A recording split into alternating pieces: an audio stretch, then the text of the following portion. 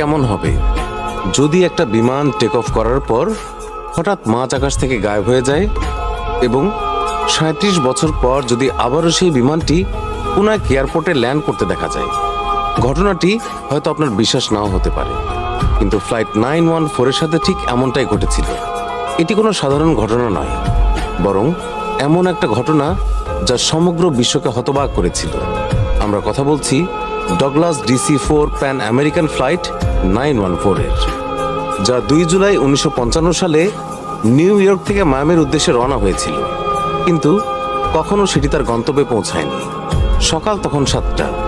New ইয়র্কের লাগুয়ার্ডিয়া বিমানবন্দরে আস্তে আস্তে ভিড় জমতে শুরু করেছিল। যাত্রীরা বোর্ডিং করতে ব্যস্ত ছিল।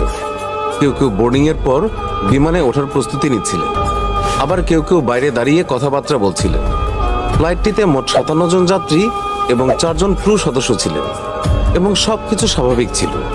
বিমানটি ক্যাপ্টেন CG টেইলর চালাবেন এবং তিনি তার আসনে বসে সবকিছু পরীক্ষা করছিলেন। এটি একটি সংক্ষিপ্ত এবং স্বাভাবিক ফ্লাইট ছিল, যার গন্তব্য ছিল ফ্লোরিডার মায়ামি, আর সেটি মাত্র 3 ঘন্টার মধ্যে সেখানে পৌঁছানোর কথা ছিল।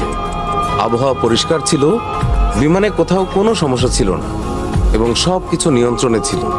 ফ্লাইটটি সকাল ঠিক 9:55 উড্ডয়ন করে এবং কয়েক মিনিটের মধ্যেই এটি নিউ ইয়র্কের উঁচু ভবনগুলোকে পেছনে ফেলে আটলান্টিক মহাসাগরের উপরে পৌঁছে যায়। যাত্রীদের মুখে প্রশান্তি ছিল।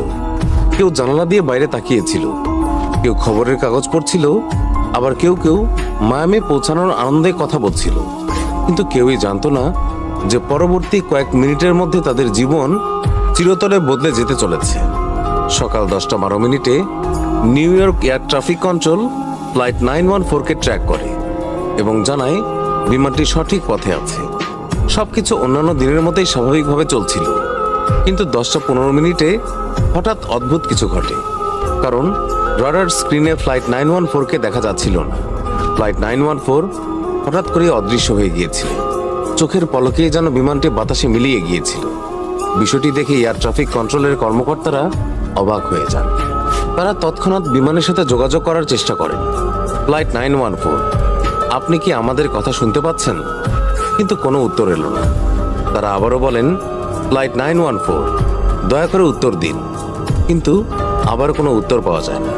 এরপর তারা লাগাতার চেষ্টা করতে থাকেন, কিন্তু ফ্লাইট 914 থেকে কোনো উত্তরই পাওয়া যায়নি। এরপর নিউ ইয়র্ক এয়ার ট্রাফিক কন্ট্রোলে হট্টগোল শুরু হয়ে যায়। এয়ার ট্রাফিক কন্ট্রোলের কর্মকর্তারা ভেবেছিলেন হয়তো কোনো কারিগরি ত্রুটি হবে, কিন্তু যখন তারা অন্যান্য ফ্লাইটগুলোকে ট্র্যাক করে তখন সব কিছু স্বাভাবিক ছিল। শুধুমাত্র ফ্লাইট 914-ই গায়েব ছিল। মায়ামি এয়ার ট্রাফিক কন্ট্রোলকে তাৎক্ষণিকভাবে অবহিত করা হয় এবং বলা হয় যে ফ্লাইট 914 হঠাৎ রাডার থেকে অদৃশ্য হয়ে গেছে। এতক্ষণে বিমানটি তার গন্তব্যে পৌঁছে যাওয়ার কথা ছিল, কিন্তু পৌঁছায়নি। এর পরপরই তৎক্ষণাৎ অনুসন্ধান অভিযান শুরু হয়। নৌবাহিনীরা সমুদ্রে বিমানের ধ্বংসাবশেষ খুঁজতে শুরু করে।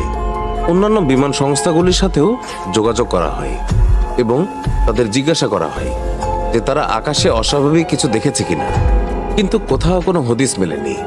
অনেক খোঁজাখুঁজি করেও যখন কোনো হদিস পাওয়া যায় না, তখন প্যান আমেরিকান এয়ারলাইন্স একটি বিবৃতি জারি করে যে ফ্লাইট 914 57 জন যাত্রী আর 4 জন ক্রু সদস্য নিয়ে রহস্যজনকভাবে নিখোঁজ হয়ে গেছে। আমরা সম্ভাব্য সকল জায়গায় অনুসন্ধান করেছি, কিন্তু কোনো ধ্বংসাবশেষ পাইনি। আমরা গভীরভাবে দুঃখিত যে এটিকে দুর্ঘটনা হিসেবে ধরে নেওয়া হয়েছে, কিন্তু